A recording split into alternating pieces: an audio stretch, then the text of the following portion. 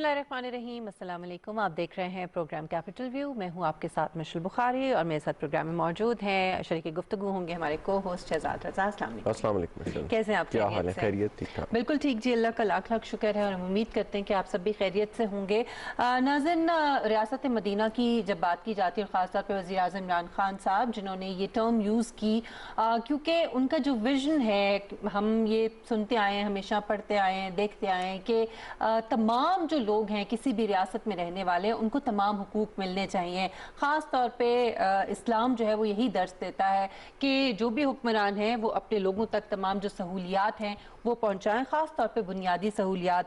और हम ये देखते हैं कि वज़ीर आज़म इमरान खान साहब का जो विज़न है, जो बुनियादी ज़रूरियात हैं उसके हवाले से बहुत ज़्यादा काम हो रहा है। हालाँकि गुज़श्ता हुकूमतों में जो बज़ाहिर जो नज़र आने वाली चीज़ें हैं वो तो होती थी, लेकिन जो बुनियादी चीज़ें थी जिसमें आपका शेल्टर है, हर इंसान जो है वो कोई भूखा ना सोए, उसको खाना मिलना चाहिए। इसके अलावा जो रोटी कपड़ा मकान का एक जो नारा लगाया जाता था उसका जो अमली मुजाहरा है वो कम से कम हमें अब नजर आना शुरू हो गया है। आज हम बात करेंगे जो वजीर आजम का प्रोग्राम है कोई भूखा ना सोए, ये एहसास प्रोग्राम के अंडर जो है, बैनर के अंडर डिफरेंट प्रोग्राम्स हैं, उनमें से एक है। इसमें कुछ मजीद डेवलपमेंट्स हुई हैं। पहले रावलपिंडी इस्लामाबाद तक महदूद था, अब इसको मजीद 3 शहरों तक बढ़ा दिया गया है। इसी हवाले से हम मजीद गुफ्तगू करने के लिए डॉक्टर सानिया निश्तर साहिबा को हमने जहमत दी है। स्पेशल असिस्टेंट हैं on poverty alleviation and social safety. बहुत शुक्रिया डॉक्टर साहिबा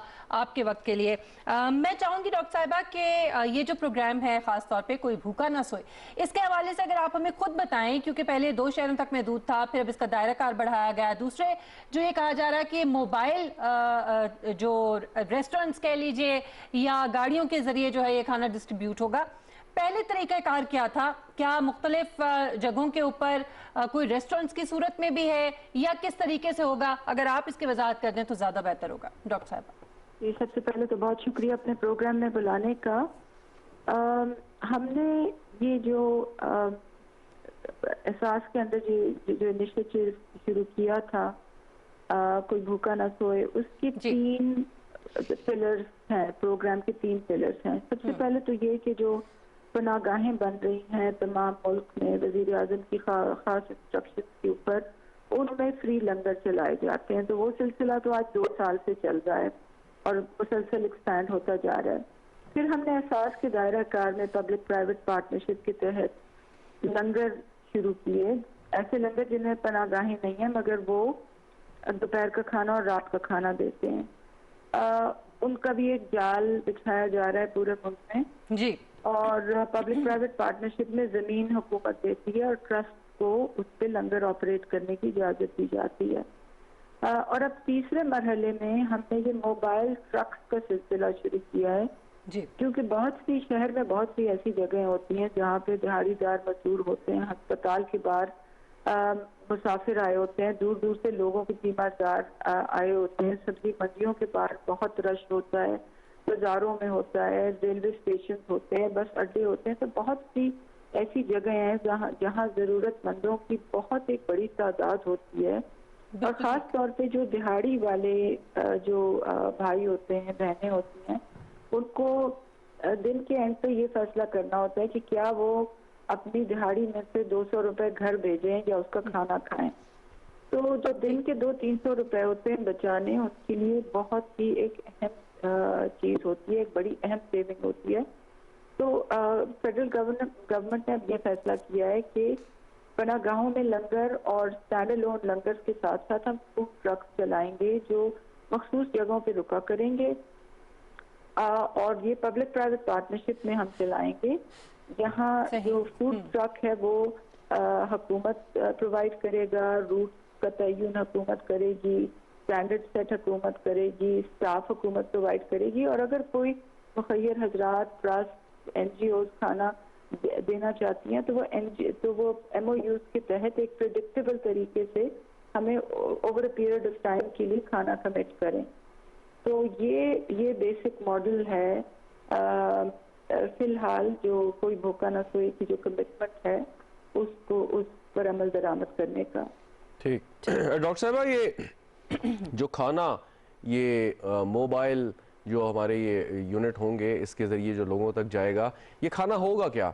थोड़ा सा इस पे भी ज़रा बात कर लीजिए कि जो हम बात करते हैं कि उसमें जो उसकी न्यूट्रिशियस वैल्यू है वो भी पूरी होनी चाहिए। खाना देने को तो बहुत सस्ता भी और बड़ा दिया जा सकता है, लेकिन आपने यकीनन इस पे भी पूरा प्लान किया होगा कि खाना होगा क्या, और हफ्ते में मतलब एक ही तरह का खाना मिला करेगा या मुख्तलिफ किस्म की डिशेस मिला करेंगे उन्हें? हमारी की जो पनाहगाहें हैं और लंगर हैं वहाँ पे तो एक मेन्यू है, और वो मेन्यू प्रिस्क्राइब्ड मेन्यू होता है, वो पब्लिकली डिस्प्लेड होता है कि मंडे को क्या है, ट्यूसडे को क्या है, वगैरह वगैरह, और उसको हिफ्ज़ान सेहत के मुताबिक हम बनाते हैं। पूरी जो न्यूट्रिशियस वैल्यू है उसको मद्देनजर रख के वो मेन्यू बनाया जाता है। और हमारी जो अब तक जो पनाहगाहें और जो लंगर चल रहे हैं उसमें हर चीज़ का स्टैंडर्ड है कि प्लेट का साइज क्या है, सर्विंग कितनी है, उसमें कितनी, एक सर्विंग में कितनी बोटियां डालनी है, चावल का क्या मेयार होगा, रोटी का क्या मेयार होगा, रोटी का क्या वजन होगा, गिलास किस चीज़ की तरह है, वगैरह वगैरह। हर चीज़ की स्टैंडर्ड्स प्रिस्क्राइब्ड हैं। तो इंशाल्लाह अब ये भी काम जो हम बढ़ाने जा रहे हैं तो उसमें भी इसी तरह के स्टैंडर्ड्स जो हैं उनका इतलाक होगा। फिलहाल तो रमजान मुबारक आ रहा है तो उसमें तो हमने इफ्तारी का बंदोबस्त करना होगा, साथ हम रात का खाना देंगे। मगर जब हम अपनी रेगुलर ऑपरेशन में आ जाएंगे तो हम लंच और डिनर मेन्यू जो है वो प्रिस्क्राइब करेंगे और उसको एग्जैक्टली फॉलो करेंगे। ठीक है। अच्छा डॉक्टर साहिबा, ये जो आपका टारगेट है, काइंडली अभी ये 3 मजीद शहर ऐड हुए हैं, टारगेट क्या है और कोई टाइम पीरियड भी है जिसके अंदर इसको अचीव किया जाना है? देखिए जी, ये जो फूड सिक्योरिटी है ये एक अर्बन फिनोमेना है, मतलब शहरों में ये ज्यादा मसला होता है, देहातों में इतना मसला नहीं होता। तो फिलहाल तो हमारा फोकस ये है कि हम ये पाकिस्तान के शहरी इलाकों में ये फूड ट्रक चलाएंगे। हमारा जो इमीडिएट जो हमारा प्लान है वो ये है कि मेजर शहरों में, खासतौर पे ऐसे शहर जहाँ पे लोग दिहाड़ियों के लिए आते हैं, मजदूर होते हैं, वहाँ पे कम से कम हर शहर में हम 2 से 3 truck, depending on the size, 2 से 4 ट्रक चलाएं। और इसी हफ्ते मैंने इसका जो पूरा स्ट्रक्चर है उसको फॉर्म अप करना है कि इसका प्रोजेक्ट मैनेजमेंट यूनिट कैसे होगा, इस पे किन लोगों की तैनातियाँ होंगी, जो प्रोविंशियल स्टाफ है उनकी एग्जैक्ट रिस्पॉन्सिबिलिटीज क्या होंगी, जो डिस्ट्रिक्ट लेवल, तहसील लेवल स्टाफ है वो क्या रोल प्ले करेंगे। जैसे कि मैंने आज सुबह भी बताया, लॉन्च में, दोपहर को भी बताया मैंने लॉन्च में, कल एक डोनेशन अकाउंट हम अनाउंस कर रहे हैं, परसों डोनेशन मैनेजमेंट सिस्टम की पूरी एक तफसीली वीडियो जारी होगी। तो वो तमाम सिस्टम बनाना के जो, क्योंकि ऑलरेडी हमें बहुत लोग कांटेक्ट कर रहे हैं कि जी इस दफ़ा की ज़कात हमने एहसास को देनी है कि कोई भूखा ना सोए के लिए, तो उसका तमाम निज़ाम बनाना कि वो मिनिस्ट्री में कैसे डील होगा। और आपको, जैसे कि आपको शायद मालूम होगा, हम शिफाफियत पे और कवायद ज़वाबित पे ख़ास तौर पे हमारा फोकस होता है। तो उस चीज़ को स्ट्रक्चर करना, तो इंशाल्लाह ये एक आध हफ्ता लगेगा कि इन तमाम चीज़ों पे जो अमल दरामद करने का जो तमाम सिस्टम है उसको अच्छी तरह हम फॉर्म अप कर लें। अच्छा डॉक्टर साहब, कुछ चीज़ें तो आसान है, मिसाल के तौर पे आपने हॉस्पिटल्स का जैसे कहा, या ये कि कुछ शेल्टर होम्स हैं, वहाँ पे खाना पहुँचाना देना इतना बड़ा मसला नहीं है। क्या ये ज़्यादा बेहतर नहीं कि अगर आपने जैसे डेली वेजेस का कहा, और अगर वो किसी जगह पे काम कर रहे हैं, सो बजाय आप अपने ऊपर एक इजाफी बोझ लें कि जिनके लिए वो काम कर रहे हैं उनको इस चीज़ पर राज़ी किया जाए, कन्विंस किया जाए, ईदर थ्रू द रेगुलेशन और अदरवाइज़, कि वो इन लोगों को खाना जो है वो दें। अगर मतलब सड़क पे जा रहे हैं, आपका ट्रक मोबाइल जा रहा है और जो ज़रूरतमंद लोग हैं उससे फ़ायदा उठा रहे हैं, लेकिन किसी ऐसी जगह पे जाके उनको खाना पहुंचाना है जहाँ पे ऑलरेडी वो काम कर रहे हैं, तो उसका थोड़ा सा ज़रा एक्सप्लेन कीजिएगा। देखिए जी, जो कम्यूनल, ये हम खाना जो देते हैं ये घरों के दरवाजे पे तो नहीं देते, ये हम कम्यूनल जगहों में देते हैं। कि अस्पताल है, अस्पताल के अंदर तो मरीजों को सरकार भी देती है, डोनर्स भी देते हैं, मगर मरीजों के बहुत से अटेंडेंट्स होते हैं जो बेचारे दिन के 600 रुपए खाने पे लगाते हैं। तो जब हमने इस्लामाबाद और पिंडी में ये ट्रक शुरू किए थे तो हमारा पहला एक्सपीरियंस था कि हॉस्पिटल्स के बाहर ये बहुत ही यूजफुल होता है, क्योंकि अटेंडेंट्स दूर दूर से आए होते हैं, बड़े मजबूर लोग होते हैं, तो एक तो उनके पैसे बच जाते हैं। सिर्फ बाजारों में डिफरेंट जगहों में जब ये ट्रक रुकता है जहाँ पे ऐसे लोगों की प्रेजेंस होती है जो इसका फ़ायदा उठा सकते हैं, वो हमने आइडेंटिफाई किए। तो जो आप फरमा रहे हैं ना कि घरों के मालिकान को भी ये बावर कराना चाहिए कि जो लोग उनके घरों में काम करते हैं उनकी एक रिस्पॉन्सिबिलिटी है, वो आप बिल्कुल सही कह रहे हैं। और उसको उस पर अमल दरामद कराने के लिए एहसास के फ़र्क किस्म के इंस्ट्रूमेंट्स हैं, फ़र्क किस्म की पॉलिसीज़ हैं। मसलन हम कंसेप्चुलाइज कर रहे हैं एक पेंशन स्कीम कि जो घरेलू मुलाजमीन हैं उनके लिए एक पेंशन स्कीम हो कि उनके मालिकान को की ये रिस्पॉन्सिबिलिटी बनाई जाए कि वो उनके लिए जैसे EOBI में होता है उनके लिए एक कंट्रीब्यूशन करें। तो घरेलू मुलाजमीन के लिए एहसास में डिफरेंट इंस्ट्रूमेंट्स हैं और इसका पर्पस ये प्रोग्राम जो है इसका पर्पस बिल्कुल मुख्तलिफ है। ठीक है। अच्छा डॉक्टर साहिबा, इज़्ज़त नफ्स जो है, जैसे हम ये कहते भी हैं कि charity should be wrapped in dignity, इसका ख्याल रखना बड़ा ज़रूरी है। इस कॉन्सेप्ट को किस हद तक मेकश्योर किया जाएगा, क्योंकि ऐसे बहुत सारे सफ़ेदपोश लोग हैं, उनकी घर की जो ख़वातीन हैं, बच्चियां हैं, वो ज़ाहिर है उस तरह से आके खाना नहीं ले सकते, तो उन तक पहुँचाना या उनके घरों तक पहुँचाना, क्या आगे चलकर इसका भी कोई इंतज़ाम होगा? देखिए कि एहसास के दायरा कार में बहुत से प्रोग्राम हैं और सबसे ज़्यादा तो हम लोगों की इज्जत नफ्स का ख्याल रखने के लिए सबसे ज़्यादा मुतहरिक हैं। अगर आप कभी आपको मौका मिले तो हमारी पनाहगाहों को ज़रूर विजिट कीजिए। वो बिल्कुल 1 star bed and breakfast facilities हैं, साफ चादरें, साफ अच्छा इज्जत का खाना, साफ बिस्तरे, साफ सुथरे वॉशरूम,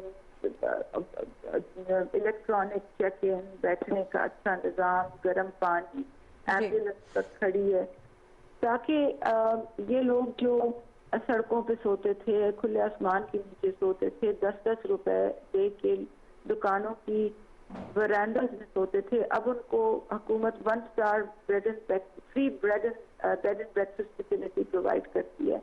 और वो इसीलिए कि उनकी इज्जत नफ्स बहुत इम्पोर्टेंट है। बिल्कुल ठीक है। मगर आपका सवाल ये था कि लोगों को घर तक किस तरह खाना पहुंचाया जाए ताकि उनकी इज्जत नफ्स मजरूह ना हो और उनको लाइनों में खड़ा होके खाना ना देना पड़े। तो एहसास के दायरा कार में डिफरेंट प्रोग्राम है। हमारा जो 12,000 रुपए का प्रोग्राम है जो लोगों को कैश मिल जाता है, ये उसी लिए है कि वो उससे अपनी बेसिक जरूरियात पूरी कर लें, घर में राशन डाल दें। और आपने देखा कि कोविड के ज़माने में हमने आगे पाकिस्तान को पैसे दिए थे, तो अब दोबारा उसका सिलसिला इस हफ्ते से शुरू हो रहा है। 817 स्कीम आ रही है, लोग हमें SMS करेंगे, उनको उनका स्टेटस बताया जाएगा, उनको SMS के जरिए नोटिफिकेशन दी जाएगी कि जी आप जाके कैश रिसीव कर लें। उनको किसी लाइनों में खड़ा नहीं होना पड़ेगा, किसी की सिफारिश नहीं करनी पड़ेगी, किसी का दरवाजा नहीं खटखटाना पड़ेगा।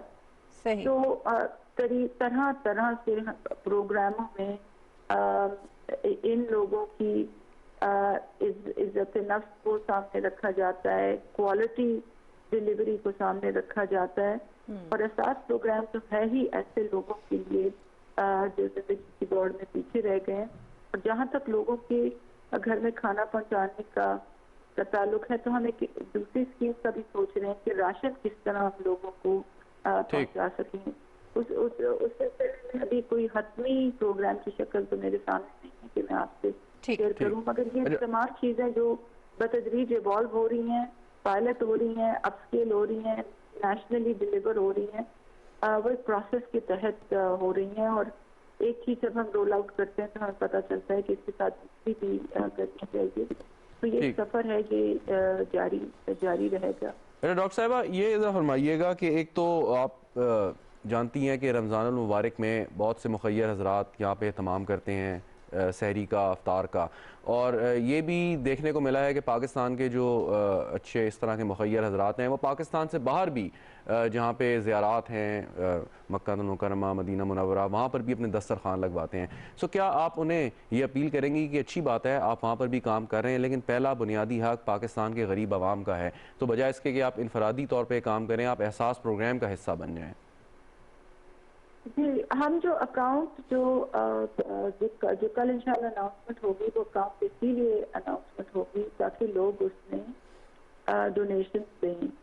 मगर जब तक लोगों को ये कॉन्फिडेंस नहीं होगा कि गवर्नमेंट हमारी जो डोनेशन है, हमारी जो ज़कात है, जो सदका है, जो खैरात है, वो ट्रांसपेरेंटली और दयानतदारी से लोगों तक नहीं पहुंचा रही, तब तक लोग गवर्नमेंट को पैसा नहीं देंगे।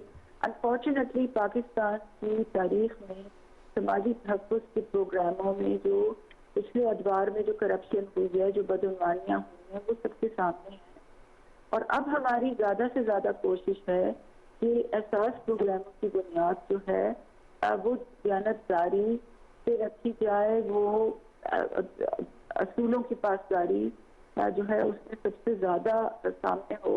और इसीलिए आज सुबह भी मैं दोपहर को भी जब स्पीच कर रही थी तो मैंने कहा कि एहसास के तमाम प्रोग्राम जो हैं उन पर गवर्नेंस एंड इंटेग्रिटी पॉलिसी का इतलाक होता है।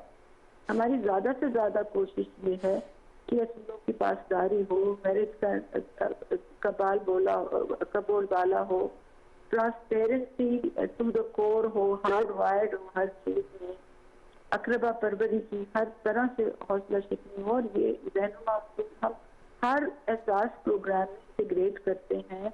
आपने कोविड में देखा कि हमने जब मुल्क की तारीख का सबसे बड़ा ऑपरेशन सोशल प्रोटेक्शन का, समाजी तहफ़्फ़ुज़ का चलाया, तो उसमें कोई सियासी अंतर नहीं था, उसमें गवर्नमेंट की तरफ से कोई फेवरेटिज्म नहीं थी, कोई करप्शन नहीं थी। तो मेरा कहने का ये मतलब है कि आहिस्ता आहिस्ता अल्लाह की बड़ी मेहरबानी है कि जैसे जैसे लोग एहसास प्रोग्राम की शोहरत से वाकिफ हो रहे हैं और जैसे जैसे लोगों को इस बात का पता चल रहा है कि गवर्नमेंट एक बड़ी खुलूस नियत से एक कोशिश कर रही है इस निज़ाम ठीक करने की, तो वैसे वैसे एहसास प्रोग्राम में लोगों का कॉन्फिडेंस भी बढ़ गया है। और मुझे बहुत सी रिक्वेस्ट मेरे व्हाट्सएप ग्रुप्स में हैं, लोग कॉल कर रहे हैं कि जी जल्दी आप अपना अकाउंट सेटअप करें ताकि इस साल की ज़कात हम एहसास को दें।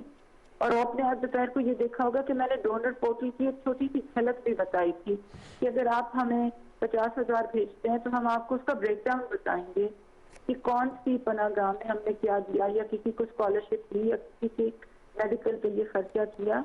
तो वो डोनर्स पोर्टल जो है उसमें डोनर्स का यूनिक लॉगिन क्रेडेंशियल्स होंगे, पासवर्ड होगा, वो जाके देख सकेंगे कि हमने 4 ट्रांशेस एहसास को दिए हैं 50-50 हजार की, उसकी ये यूटिलाइजेशन है। उन जो रेसिपिएंट्स होंगे उनकी फोन नंबर तक वहाँ अवेलेबल होगा ताकि वो उनसे जो है वो वेरीफाई कर सकें। तो फोकस हमारा इस बात पे है कि हम अपने सिस्टम जो है वो ऐसे बनाएं कि लोगों को उनमें कॉन्फिडेंस हो, और जब लोगों को कॉन्फिडेंस होगा तो लोग खुद अपने मुल्क में डोनेशन भेजेंगे। बिल्कुल ठीक है जी डॉक्टर साहब, ये बड़ी इंपॉर्टेंट बात थी, ये पॉइंट आपका आ गया। डॉक्टर साहब मैं आपसे पूछना चाहूंगी कि इसमें जो प्राइवेट सेक्टर की कोलैबोरेशन की बात की जा रही है, क्या वो अभी जो ये प्रोग्राम चल रहा है उसमें शामिल है, या आने वाले दिनों में जो है ये उनकी कोलैबोरेशन से होगा? अभी जो फंडिंग है वो क्या प्योरली गवर्नमेंट की है या ऑलरेडी कोलैबोरेशन शुरू हो चुकी है? देखिए जी, हमारी पब्लिक प्राइवेट कोलैबोरेशन तो ये ट्रक्स में शुरू हो गई है। ये फूड ट्रक्स का जो निजाम हम ला रहे हैं, इसमें ट्रक्स गवर्नमेंट ने खुद खरीदे हैं। ठीक है। जो स्टाफ है वो गवर्नमेंट का स्टाफ है, वो हायर हुआ है, वो ट्रेन हुआ है। ट्रक्स में जो किचन फिटेड है वो भी गवर्नमेंट ने लगाए हैं। सही। और इसके अलावा जो हमारा अमला रूट को मुतय्यन करता है, जो स्टैंडर्ड सेट करता है, जो मॉनिटरिंग करता है, वो सर्वेलेंस करता है, वो तमाम निज़ाम गवर्नमेंट ने सेट किया। और फिर हमने प्राइवेट ट्रस्ट को कहा कि क्या आप खाना प्रोवाइड करना चाहते हैं, तो फौरन ही सलानी ट्रस्ट ने कहा कि जी ये जो रमजान में जो आपके 12 ट्रक चलेंगे इसमें पूरा खाना हम प्रोवाइड करेंगे।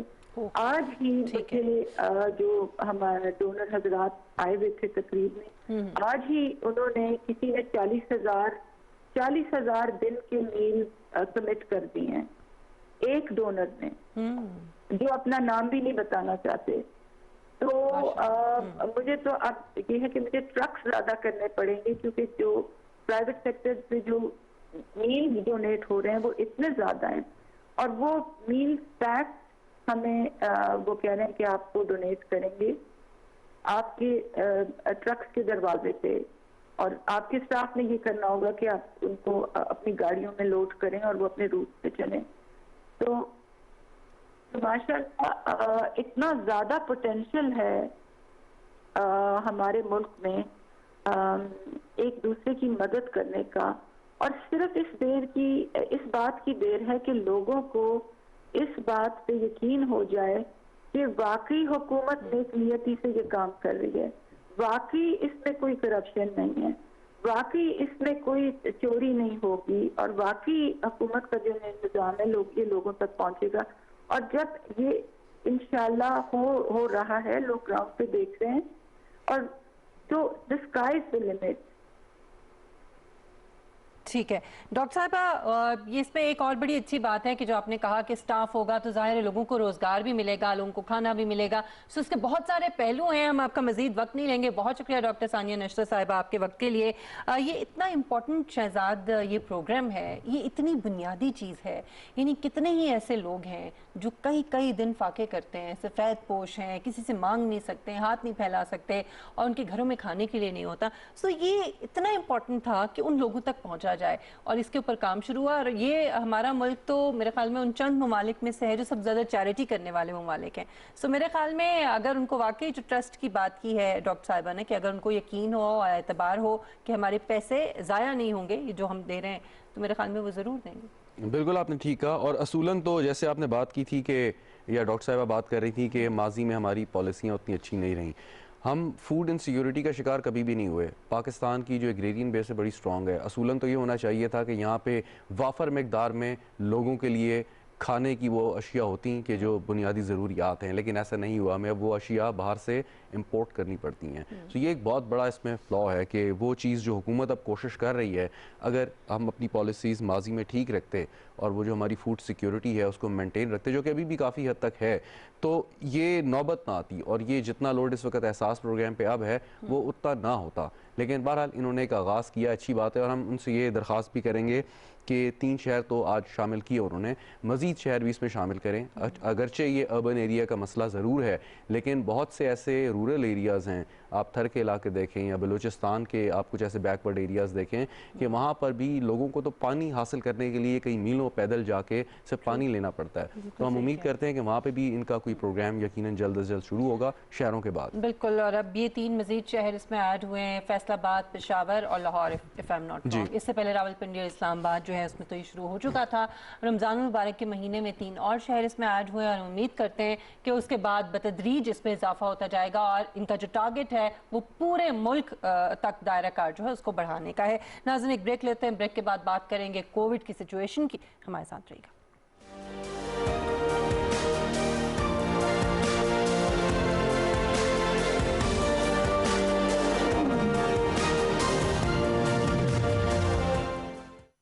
वजीर आजम पाकिस्तान के नया पाकिस्तान हाउसिंग प्रोग्राम के तहत घरों की तामीर और तकसीम का अमल जारी है। अब किराए के बजाय महाना किस्त देकर अपने घर के मालिक बन जाएं। कर्जे के हुसूल के लिए किसी भी बैंक से राब्ता करें।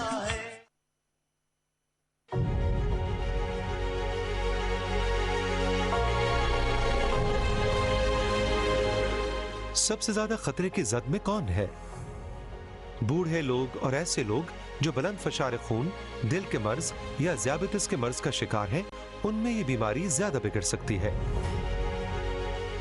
कोरोना वबा है, एहतियात जिसकी शिफा है।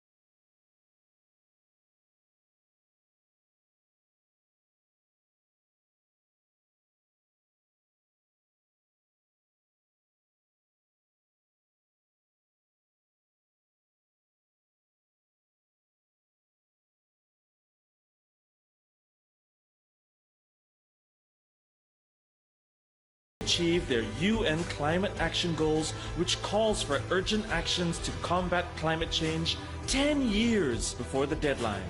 It's not America, the UK, or Australia. It's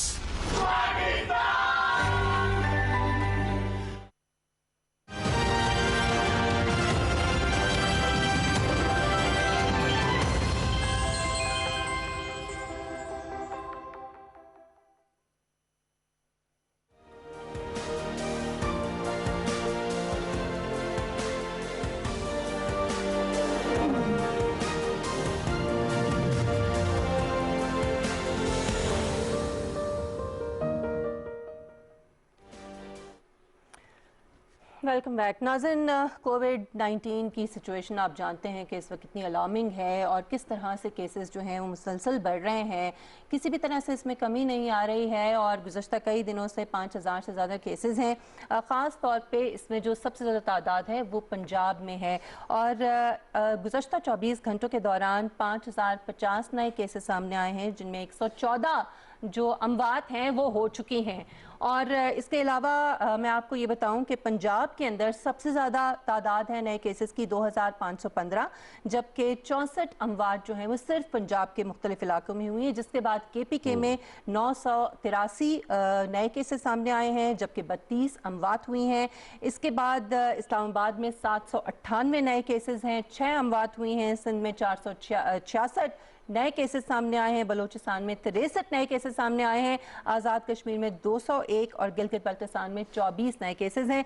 आज हम बात करेंगे ख़ास तौर पे बलूचिस्तान और पंजाब की, क्योंकि बलूचिस्तान में बज़ाहिर तो ऐसा लगता है कि 63 शायद कोई बहुत बड़ा नंबर नहीं है, लेकिन आबादी के तनासुब को देखते हुए और जितनी तेज़ी से पहले के मुकाबले में अब केसेस बढ़े हैं, ये बड़ा अलार्मिंग है। इस वक्त हमें ज्वाइन किया है तर्जुमान बलूचिस्तान हुकूमत लियाकत शाहवानी साहब हमारे साथ मौजूद हैं। बहुत शुक्रिया लियाकत शाहवानी आपके वक्त के लिए।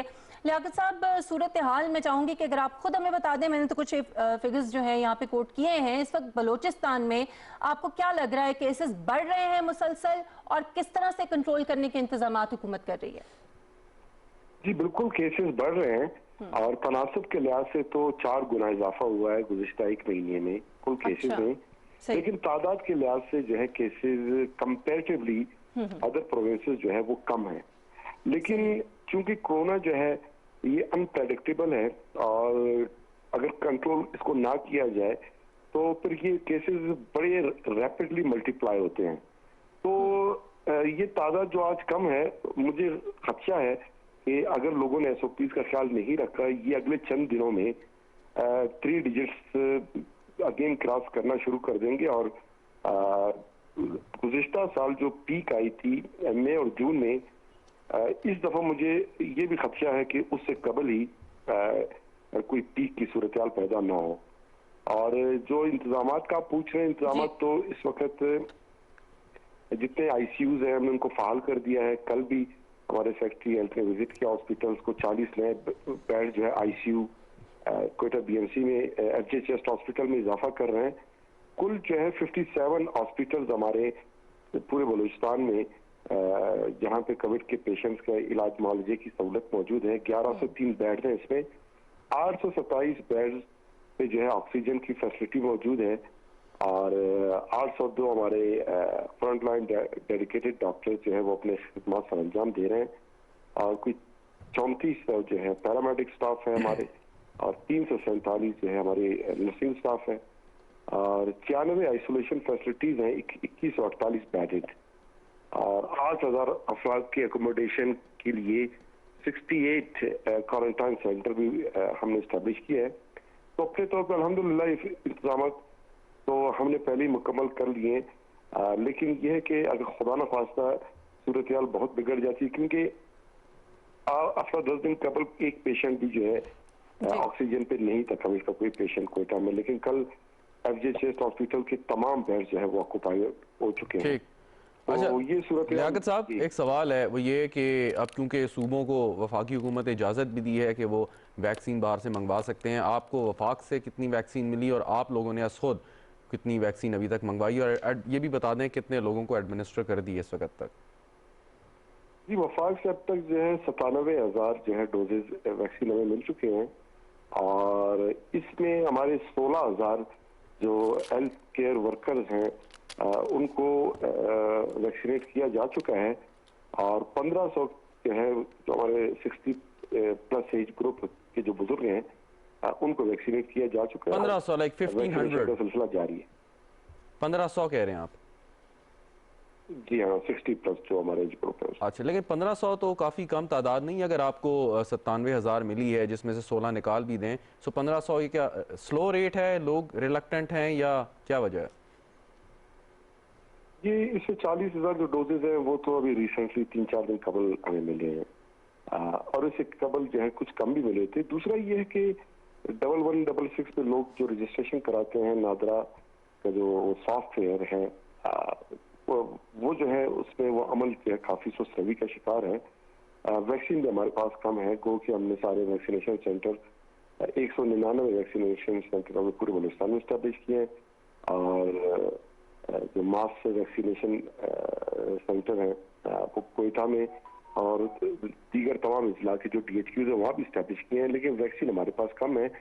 प्राइवेट मार्केट में इंपोर्टर तो अपने तौर पे वो वैक्सीन लाना उन्होंने शुरू कर दिया है। गवर्नमेंट अभी तक हमने खुद परचेज नहीं किया है।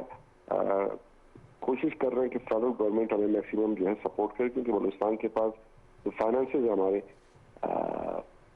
तो वो इतने बेहतर नहीं है। एक आपकी इजाज़त से मिशेल एक सवाल मैं और करना चाहूँगा। सर ये ठीक है, आपने बिल्कुल सही कहा कि फाइनेंसेस का भी यकीनन इशू होगा, लेकिन आप ये नहीं समझते कि बलूचिस्तान हुकूमत के जो बाकी कुछ प्रोजेक्ट्स चल रहे हैं वो भी यकीनन अहम है, लेकिन यहाँ पे इंसानी ज़िंदगी का मसला है, तो क्या कोई फ़ंड डाइवर्ट नहीं किए जा सकते कि प्रायोरिटी दी जाए वैक्सीन को और बलूचिस्तान की हुकूमत खुद खरीदे इसको? देखिए, अभी तक तो फेडरल गवर्नमेंट जो है वो अब उनसे रिक्वेस्ट किया कि हमें प्रायोरिटी पे रखे और उन्होंने कमिटमेंट की है।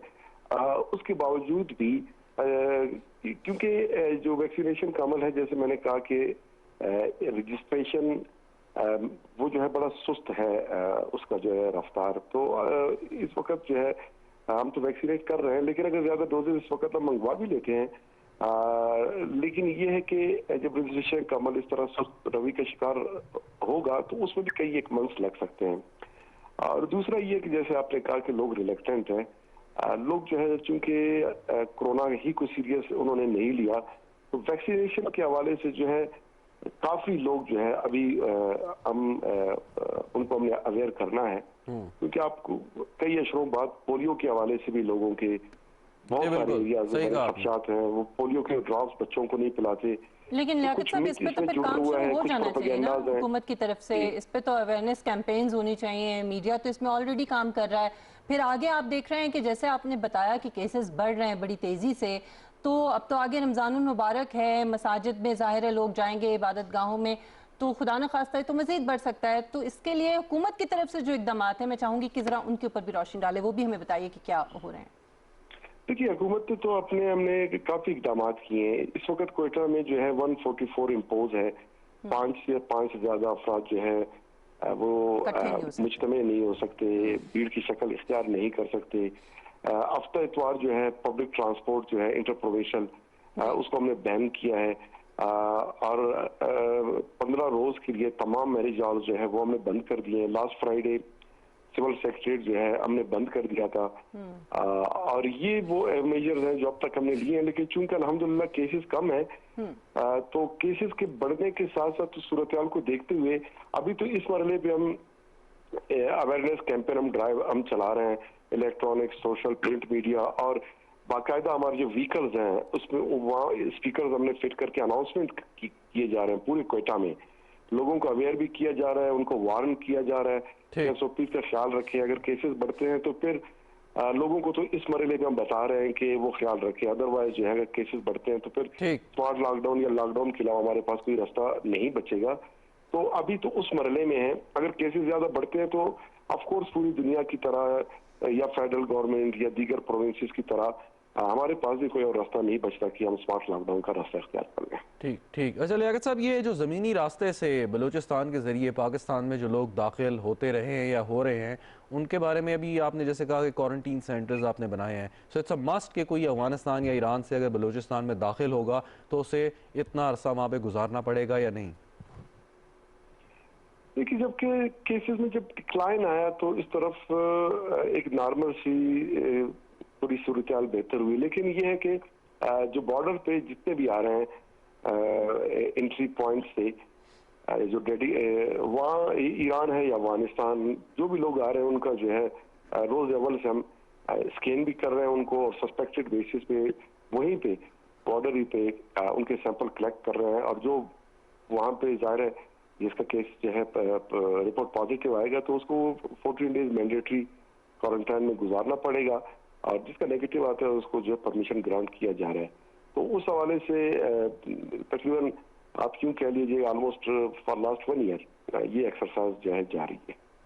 ठीक है, बहुत शुक्रिया लियाकत शाहवानी साहब आपके वक्त के लिए। नाज़रीन, बलूचिस्तान की सिचुएशन हमने आपको बताई। पंजाब के अंदर जो सूरत हाल है वो खासी इससे कहीं ज़्यादा परेशान कुन है, और वहाँ पर इस वक्त जो ICU हैं मुख्तलिफ अस्पतालों के वो भर चुके हैं, ख़ास तौर पे लाहौर के अंदर, क्योंकि सबसे ज़्यादा जो लोड है पंजाब भर से लोग लाहौर का रुख करते हैं, लाहौर के अस्पतालों का रुख करते हैं। सो वहाँ पर ये सूरत हाल है। और शहजाद, इस वक्त 7 जो बड़े अजला के हॉस्पिटल्स हैं वहाँ पर जो 4 अमराज हैं उनका इलाज बंद कर दिया गया है, क्योंकि कोविड-19 के मरीज़ों का लोड इतना ज़्यादा है। इसमें नाक, कान और गले के मरीज़ हैं जो 10 रोज़ तक, अगले 10 रोज़ तक उनका इलाज जो है वो नहीं होगा। इसी तरह से अमराज चश्म के और जो जिल्द और दांत के जो मसाइल हैं या प्रॉब्लम्स हैं वो भी नहीं देखे जाएंगे नाज़रीन। और इसके अलावा जो ऑपरेशंस पहले से जो है वो उनकी डेट्स वगैरह दी गई थी वो भी फिलहाल अगले 10 रोज़ तक नहीं होंगे। सो मेरे ख्याल में ये बड़ी इकोनॉमिक सी और बड़ी तशवीशनाक सूरत हाल है, क्योंकि बहुत सारे लोग ऐसे हैं कि जिनकी क्रिटिकल जो है वो हो सकती है कंडीशन इन अमराज को लेकर। सो उनके लिए तो बड़ा ज़रूरी है कि वो फौरी तौर पे जाकर। जी देखिए, हमने पहले भी डिस्कस किया था कि सरकारी जो हमारे अस्पताल हैं वो किसी सूरत भी तमाम मरीजों का बोझ नहीं उठा सकते, और उसकी वजह से ही प्राइवेट हॉस्पिटल्स आपके चलते हैं, और क्योंकि कुछ क्वालिटी का भी इशू आ जाता है उसमें। लेकिन एक बात बड़ी बहुत ज़रूरी है कि जैसे हम उस वक्त भी बात कर रहे थे कि उसको आपने रेगुलेट कैसे करना है। अगर एक प्राइवेट हॉस्पिटल आपका एक रात का वेंटिलेटर का 1 लाख या से ज़्यादा पैसे वो चार्ज करता है, तो कोई साहिब हैसियत शख्स तो उसको वो उसकी इस्तात रखता है, अफोर्ड कर सकता है, आम लोग उसको नहीं कर सकते, तो मजबूर हैं या तो वो सरकारी अगर उनको मिल जाता है वेंटिलेटर अस्पताल में, अदरवाइज वो अपने घरों में या किसी आम वार्ड में रहने पर मजबूर हैं। तो ये बड़ी बहुत अलार्मिंग सिचुएशन है, लेकिन आपने रेगुलेट करना है। आप ठीक है, ये इस वक्त अस्पतालों का खर्चा ज़रूर होगा जो प्राइवेट हॉस्पिटल्स है, लेकिन उनको भी थोड़ा सा आप एहसास दिलाएं। अगर नहीं एहसास होता तो आप रेगुलेट करें, जैसे आप ड्रग्स की प्राइस रेगुलेट करते हैं तो आप ट्रीटमेंट की प्राइस भी या कॉस्ट जो है उसको रेगुलेट कर सकते हैं। तो अगर एक रात का वेंटिलेटर का खर्चा 1 लाख या 1.25 लाख रुपए एक हॉस्पिटल चार्ज कर रहा है, तो आपके ख्याल में ये असूलन होना चाहिए? इसको भी जरूर देखने की जरूरत है, या उसको आप कैटेगराइज कर दें, आप उन्हें बाबर कह रहे हैं। कुछ रिस्पॉन्सिबिलिटीज़ ऐसी हैं जो इंतज़ामिया की हैं, हुकूमत की हैं, लेकिन इस वक्त मेरे ख्याल में हर शख्स की, हर इंडिविजुअल की जिम्मेदारी जो है उसको समझना होगा। और उसमें सबसे इम्पॉर्टेंट ये है कि हर शख्स को एहतियात करनी है, अपने आप को भी बचाने के लिए और दूसरों को बचाने के लिए, और पूरे जो हमारे जो हेल्थ का सिस्टम है उसके ऊपर जो बोझ पड़ रहा है इसको भी रोकने के लिए और इसको कम करने के लिए। नाज़रीन, यहाँ पर हम एक ब्रेक लेते हैं। ब्रेक के बाद जब हम वापस आएंगे तो एक तो रमज़ान मुबारक की आमद है, लेकिन जो बहुत बुनियादी अशिया हैं, जो अजनास हैं, उनकी जो कीमतें हैं उनको किस तरह से रेगुलेट किया जाएगा, और जो माफियाज हैं, जो कार्टल्स की सूरत में काम करते हैं, वो कितना नुकसान पहुंचाते हैं, उन तमाम इकदामात को जो हुकूमत करना चाहती है और किस तरह से लोगों के लिए परेशानी का बायस बनते हैं, इस पर बात करेंगे एक ब्रेक के बाद। हमारे साथ रहिए।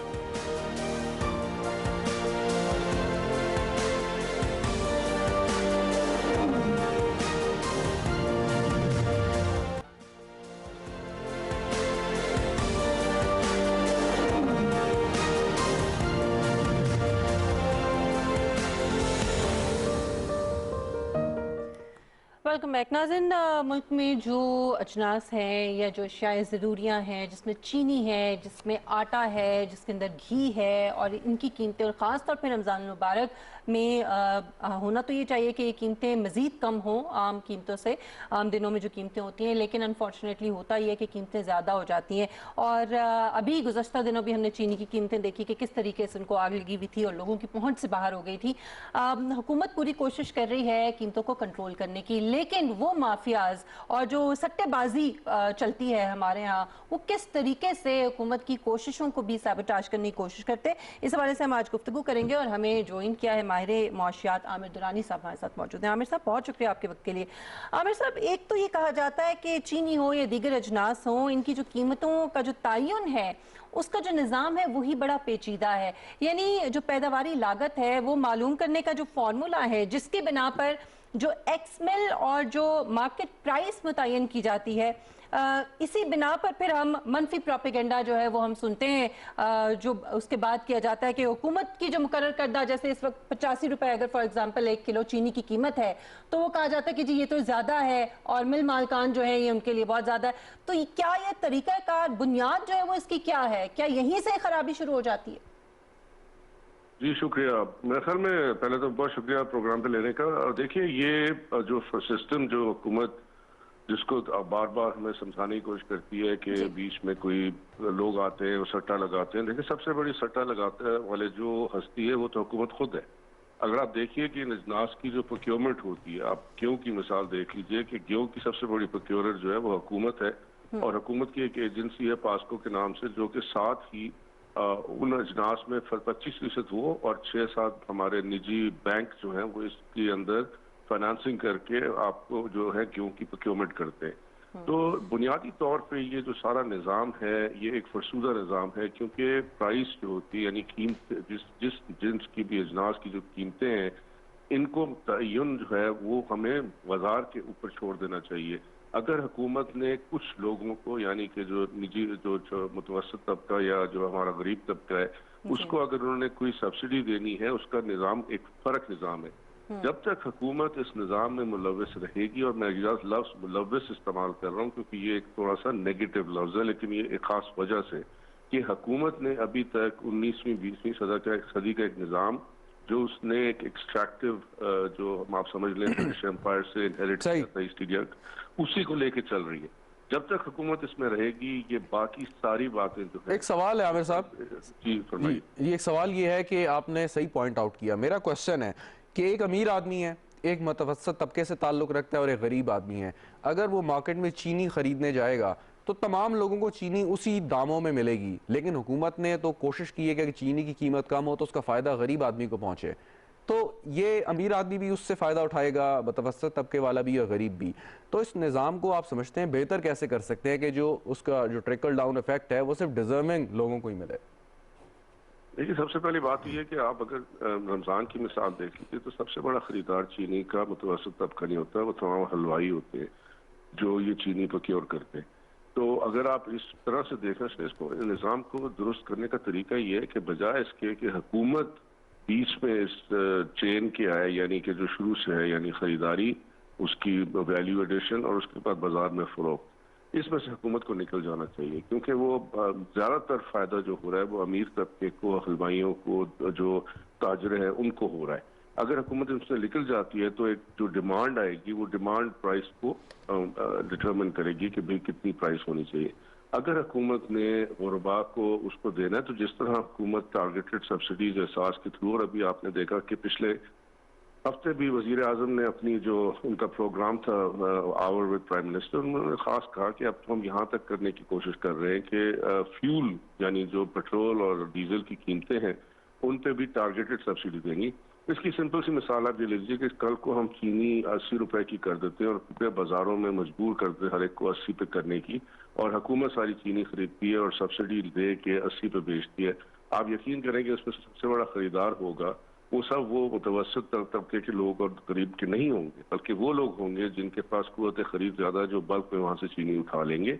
इसके खैर बहुत पेचीदा मसाइल हैं, लेकिन सीधा सा इसका सवाल जवाब ये है कि अगर आपने कुछ लोगों को, गरीब लोगों को टारगेटेड किस्म का आपने उनको रिलीफ फराहम करना है, तो उसका तरीका ये नहीं है कि आप बल्क बाइंग करके और मार्केट में लोगों पे फिंगर पॉइंटिंग करें, क्योंकि इसमें इस निज़ाम में हुकूमत में आपको सबसे बड़ा, इसको अगर आप खोलेंगे इस निज़ाम को, सबसे बड़ा जो इसमें चोर है वो हुकूमत खुद है।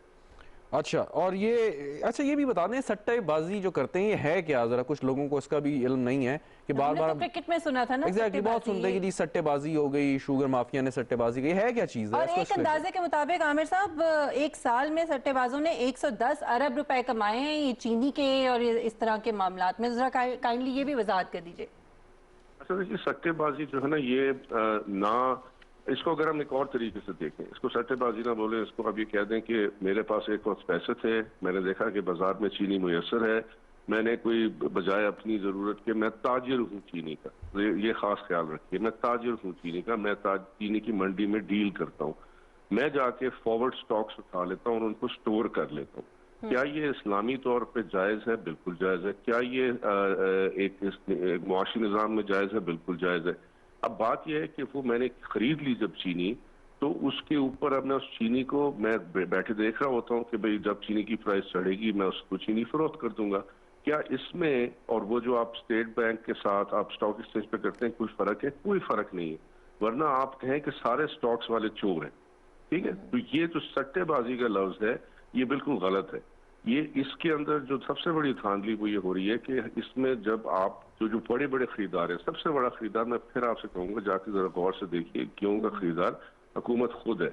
वो क्या करती है कि बजाय मिलों को रिलीज करती है, बजाय उनको क्रेडिट देने के, यानी इसमें एक और बड़ा प्लेयर जो है स्टेट बैंक ऑफ पाकिस्तान है, जो इस बात पे गौर नहीं करता कि भाई वो जो आपका एक आम बैंक है, हबीब बैंक हो गया, यूबीएल हो गया, एमसीबी हो गया, सारे आपके जो बैंक है, वो क्रेडिट किसको देते हैं खरीदने के लिए बहुत ज्यादा, क्योंकि लग से मेरे पास पैसे नहीं है, मैं कहाँ से लाऊंगा पैसे? मैं जाता हूँ बैंक के पास, मैं कहता हूँ मैंने 6000 टन चीनी खरीदनी है, तो वो मुझे चीनी नहीं देगा, लेकिन वो पास्को को जरूर देगा या वो किसी बड़े आदमी को जरूर देगा कर्जा। ये बात सारी वहां से शुरू होती है। ये प्रोग्राम का बहुत जरा कम है, तो आप अगर मुझसे कोई टारगेट सवाल पूछना, इसके ऊपर मेरे ख्याल में मजीद किसी दिन एक सेगमेंट जो है वो पूरा करना पड़ेगा। बहुत शुक्रिया आमिर दरानी साहब आपके वक्त के लिए। शहजाद, इसमें हुकूमत ही के ऊपर बार बार ये बात आती है कि वो इकदाम नहीं करी, हालांकि हमने ये देखा है कि इस मरतबा जितने इकदाम हो रहे हैं और ऐसे ऐसे लोग जो बड़े बड़े करीबी लोग हैं उनके ऊपर भी हाथ डाला जा रहा है और कोशिश की जा रही है कि सबके साथ जो है वो सही तरह से अकाउंटेबिलिटी का अमल जो है वो किया जाए। लेकिन ये जो माफियाज हैं, ये जो सिस्टम है जो इतने अरसे से काम कर रहा है, जिस तरीके से काम कर रहा है, और जो एक गठजोड़ होता है उसको तोड़ना, और फिर वो ऐसे ऐसे लोग हैं जो कि आपकी पॉलिटिकल इलीट है उसके अंदर बैठे हुए हैं कि उनके ऊपर हाथ डालना जो है वो इतना आसान नहीं है जितनी आसानी से शायद आमिर दुरानी साहब ने कह दिया। जी बिल्कुल। इसके ऊपर काम हो रहा है। जो ये इंक्वायरीज हो रही हैं, अगर किसी को सजा मिलेगी, करार वाकई सजा मिलेगी और सबूत के साथ मिलेगी, तो शायद आगे लोगों को थोड़ा सा एहसास हो और कम से कम वो एहसास जिम्मेदारी के तहत ना सही खौफ के तहत ही इस चीज़ को करने से गुरेजा होंगे।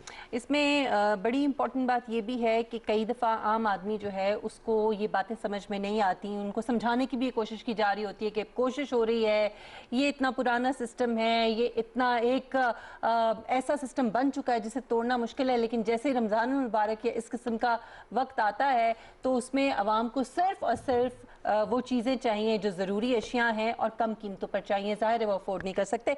हम उम्मीद करते हैं कि हुकूमत पूरी कोशिश करेगी कि कम से कम रमज़ान मुबारक में उनको ये बुनियादी ज़रूरियात की जो चीज़ें हैं ये उनको मिल सके और मुनासिब कीमतों पर मिल सके। प्रोग्राम का वक्त यहाँ पे ख़त्म होता है। मिशेल बुखारी और शहजाद रज़ा को इजाज़त दीजिए। इंशाल्लाह आपसे मुलाकात होगी अगले वीक। अपना बहुत ख्याल रखिएगा। अल्लाह हाफ़िज़।